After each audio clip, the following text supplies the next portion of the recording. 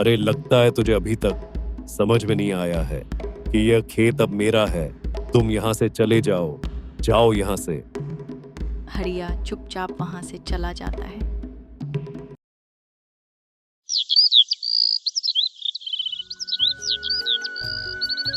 श्यामपुर गांव में हरिया नाम का एक किसान अपने खेत में पहुंचा ही था कि तभी उसकी नजर दूसरे खेत पर बैठे हुए रामू पर पड़ी। हरिया तुरंत रामू के पास जाकर बोला, रामू क्या हो गया? तुम इतने उदास क्यों बैठे हो? क्या कहूँ, इस बार भी मेरी फसल पूरी तरह से बर्बाद हो गई। अब तो बीज खरीदने तक के लिए पैसे नहीं बचे हैं। अरे तुम चिंता मत करो, ईश्वर से प्रार्थना करो, वो तुम्हारी मदद जरूर करेंगे। मैं सोच रहा हूँ कि सेठ होशियार चंद से थोड़ा कर्ज ले लेता हूँ। जब अगली फसल अच्छी होगी तो उनका कर्ज चुका दूंगा। हरिया का चेहरा गुस्से से तमतमा उठा। उसे सेठ होशियार चंद का नाम सुनते ही अपने गांव के उजड़े चेहरे याद आने लगे। अरे क्या तुम पागल हो गए हो? तुम नहीं जानते सेठ होशियार चंद को? कितना लालची है। उसने न जाने कितनों की जमीनें छीनी हैं, कितनों को घर से बेघर कर दिया है। अरे तो मैं क्या करूं? मेरे पास और कोई रास्ता भी तो नहीं है। मेरा बेटा है, पत्नी है और बूढ़ी माँ है। सबका पेट कैसे पालूं? देखो रामू, तुम कोई और उपाय सोचो, लेकिन मैं तुम्हें सेठ होशियार चंद के पास बिल्कुल नहीं जाने दूंगा। अब तुम मुझे ही देखो, मेरी जमीन आधी बंजर है और जो बाकी है वो कुछ उगाती नहीं। फिर भी मैंने कभी उस सेठ से मदद मांगी क्या? अरे हरिया, तो तुम मदद मांगोगे भी कैसे? तुम्हारी जमीन तो खुद कर्ज के लायक नहीं है। वैसे तुम्हारी सलाह ठीक है, पर क्या करूं? मुझे कोई और चारा तो नहीं दिखता। चलो मैं जाता हूं। इसके बाद रामू वहां से चला जाता है। हरिया उदास होकर अपने खेत में काम करने लग जाता है, लेकिन उसे रामू के कहे हुए बात का बहुत बुरा लगता है। इधर रामू सेठ होशियार चंद की हवेली पहुंच जाता है। सेठ जी, मेरी फसल सूख गई है। मेरे पास बीज खरीदने को भी पैसे नहीं है। मुझे थोड़ा सा कर्ज की जरूरत है। रामू, तुम मेरे कर्ज देने का तरीका जानते हो ना? अगर समय पर नहीं चुकाया तो ब्याज इतना बढ़ जाएगा कि खुद मुझसे भी हिसाब नहीं किया जाएगा। साफ साफ कहूं तो खेत मेरा हो जाएगा। ठीक है सेठ, मुझे मंजूर है। सेठ रामू को कुछ पैसे दे देता है और रामू उम्मीद लिए वहां से चला गया। लेकिन जैसे ही वो गया, सेठ होशियार चंद की पत्नी मुस्कुराते हुए बोली, अगर किसी दिन तुम्हारा भांडा फूट गया तो? अरे कौन सा भांडा? आधे किसानों की फसल तो तुमने खुद ही कीटनाशक डालकर बर्बाद कर दिया है, और जब किसान कर्ज मांगने आता है तो तुम उन पर भारी ब्याज लाद दिया करते हो और किसानों के खेत पर कब्जा कर लेते हो। मेरा भांडा कभी नहीं फूटेगा, और अगर फूट भी गया तो कोई मेरा कुछ नहीं बिगाड़ सकता। और तुम जानती हो कि मैं ऐसा क्यों कह रहा हूँ।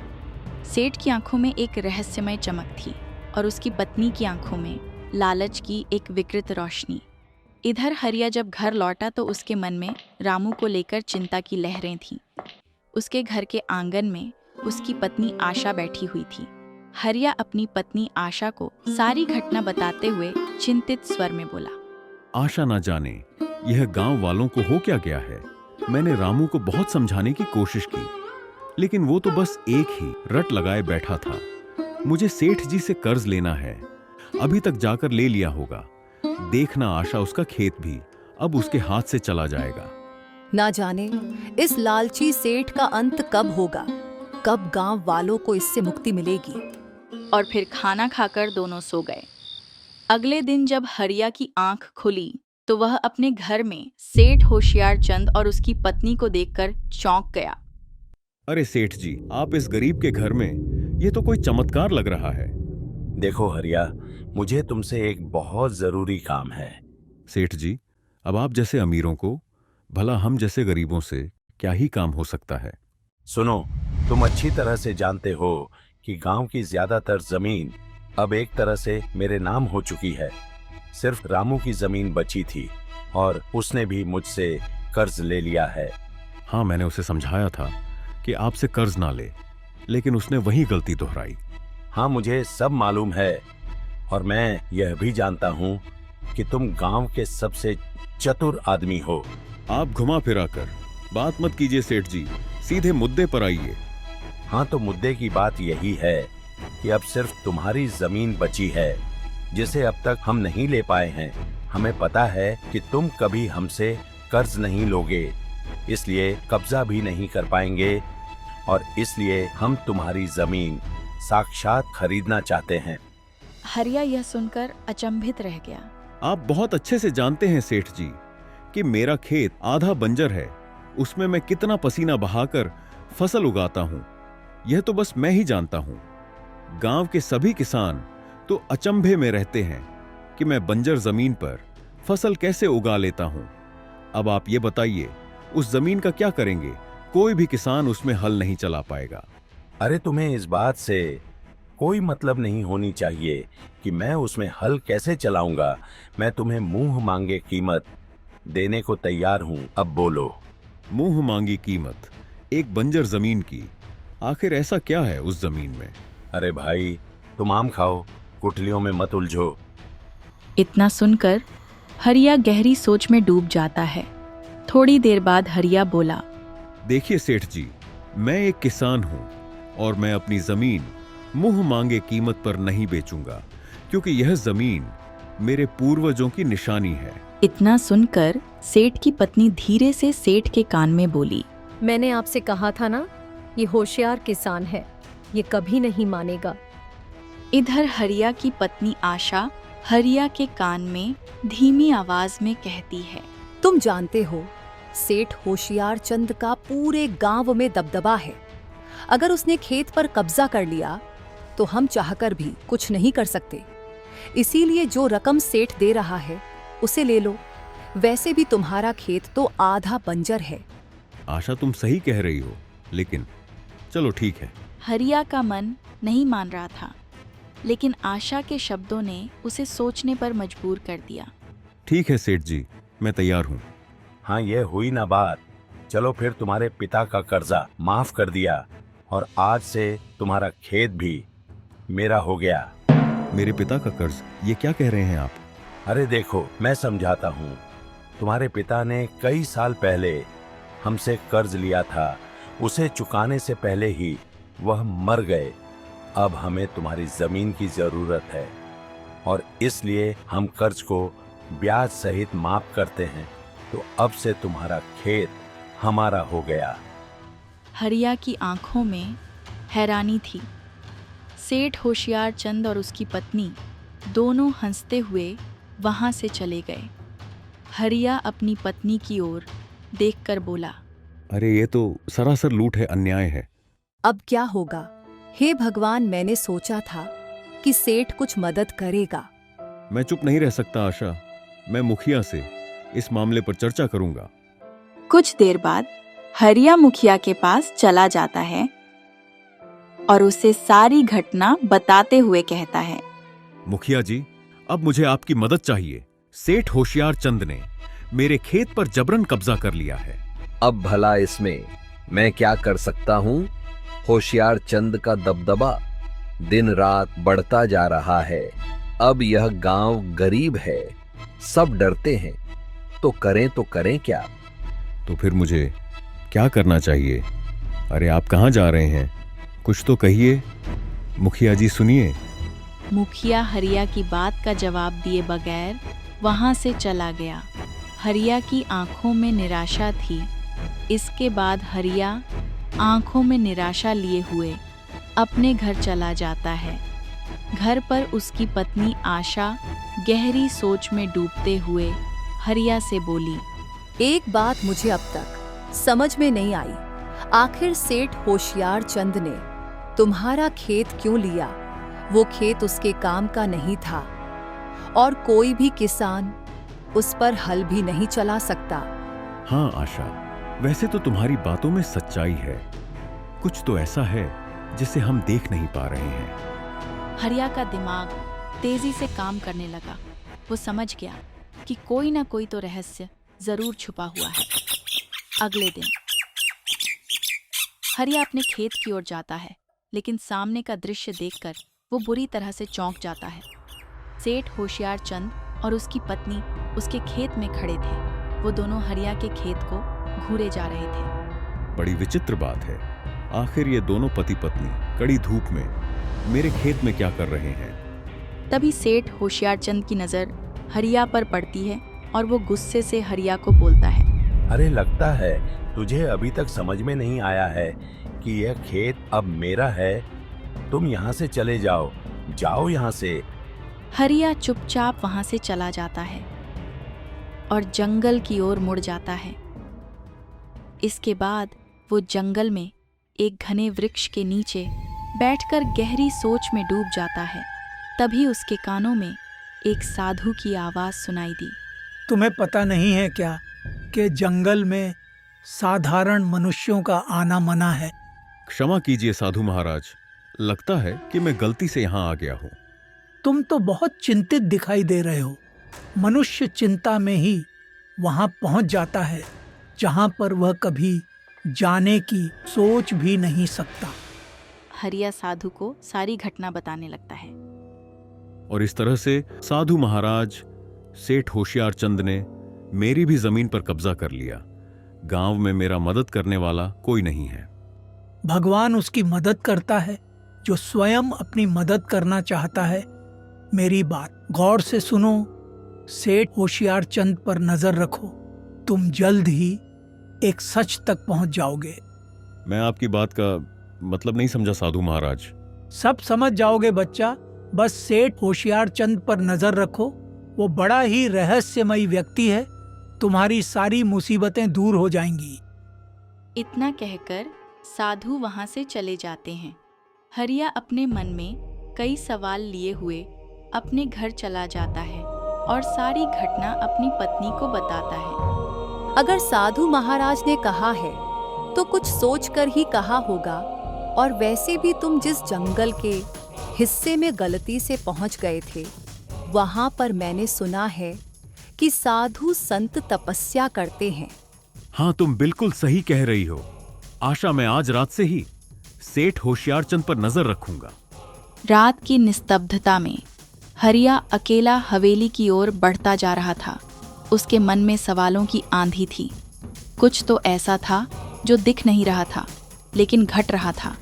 जैसे ही वह हवेली के पास पहुंचा, उसकी नज़र मुख्य द्वार पर पड़ी।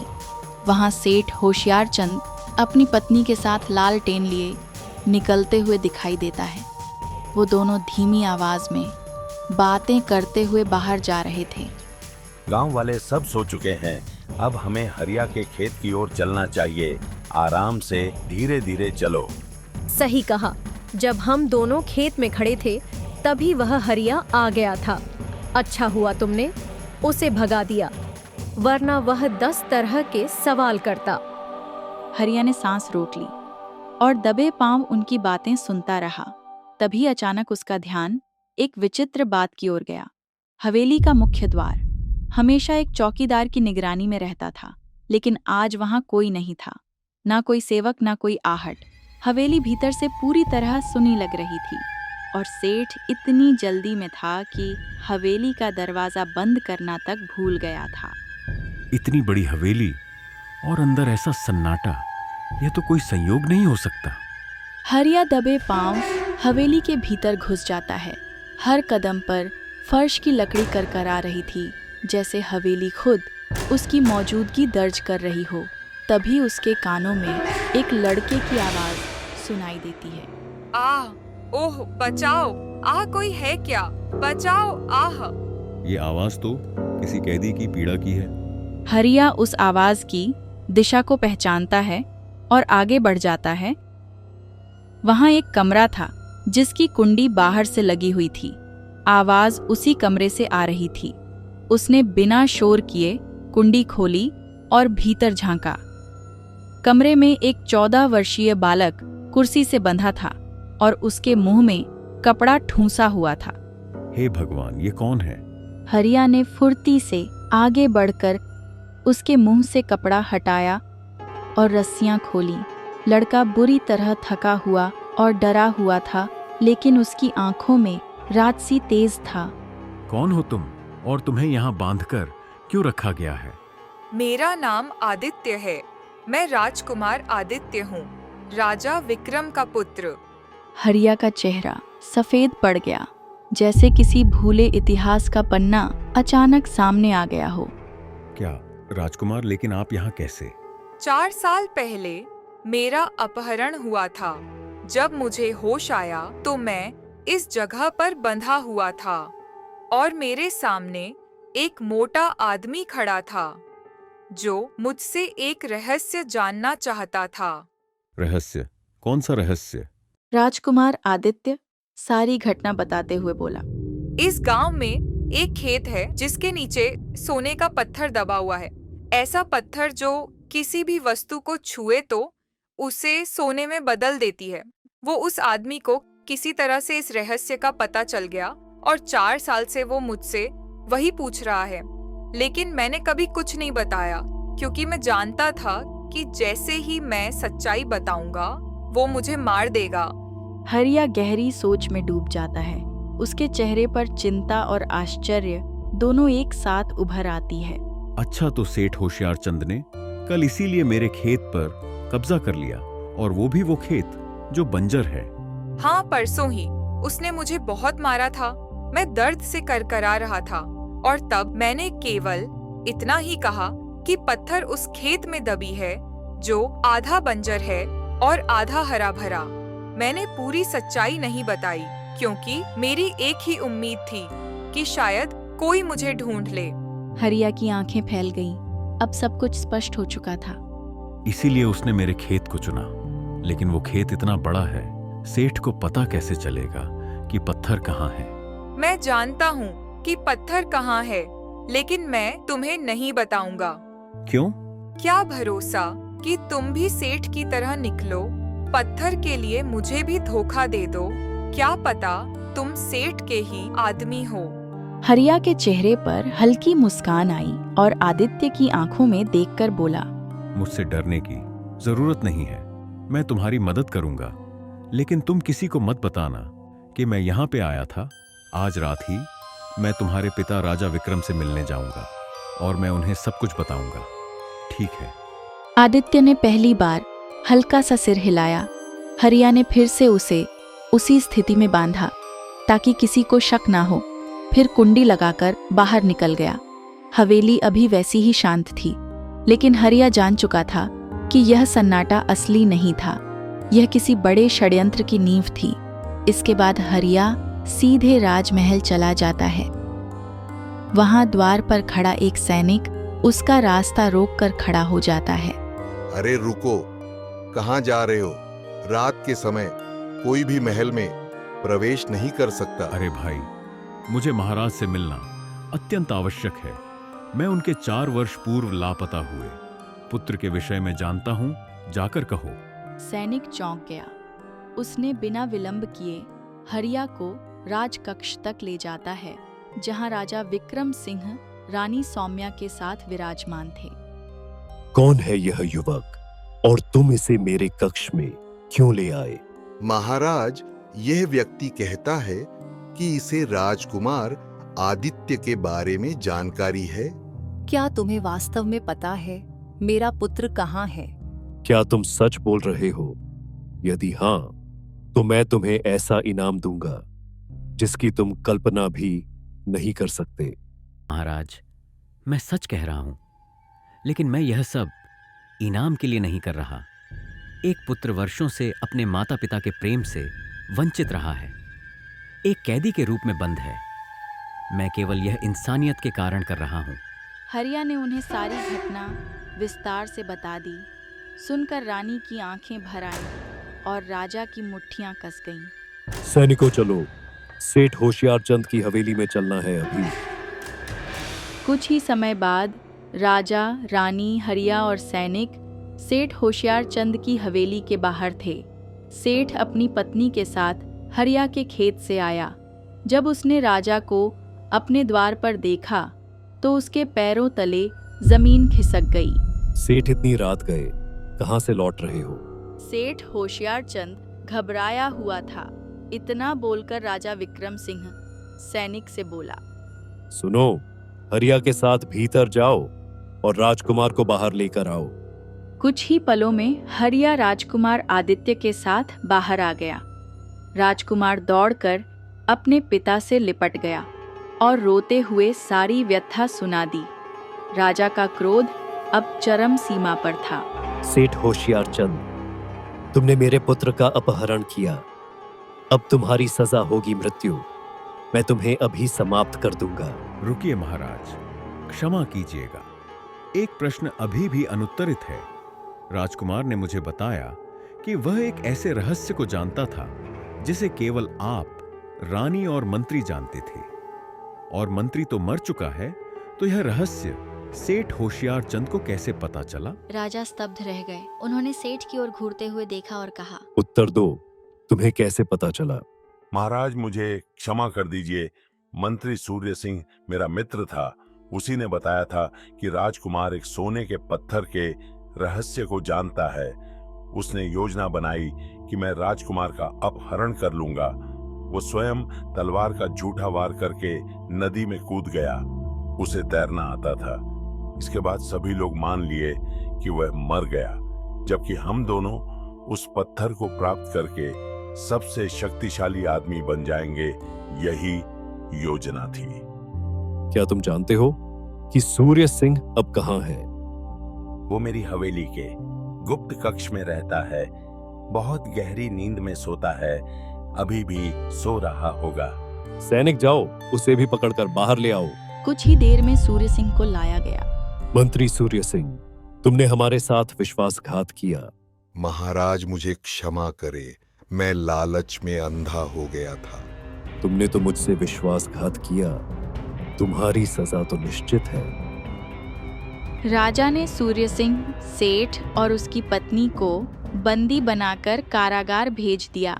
इसके बाद राजकुमार आदित्य से सोने के पत्थर का पता पूछा और हरिया के साथ वहां पहुंच गए।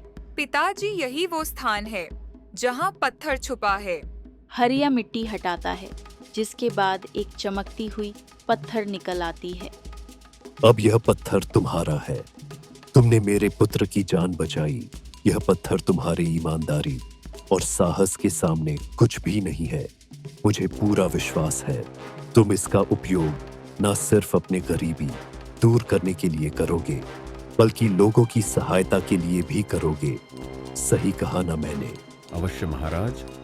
वैसे मुझे धन नहीं, संतोष चाहिए था, और वो आज मिल गया। इसके बाद राजा अपने पुत्र और रानी के साथ महल लौट गया। कुछ समय बाद हरिया अमीर हो गया। गांव वालों को लालची सेठ से मुक्ति मिल गई। लालची सेठ और हरिया की कहानी पीढ़ियों तक सुनाई जाती रही।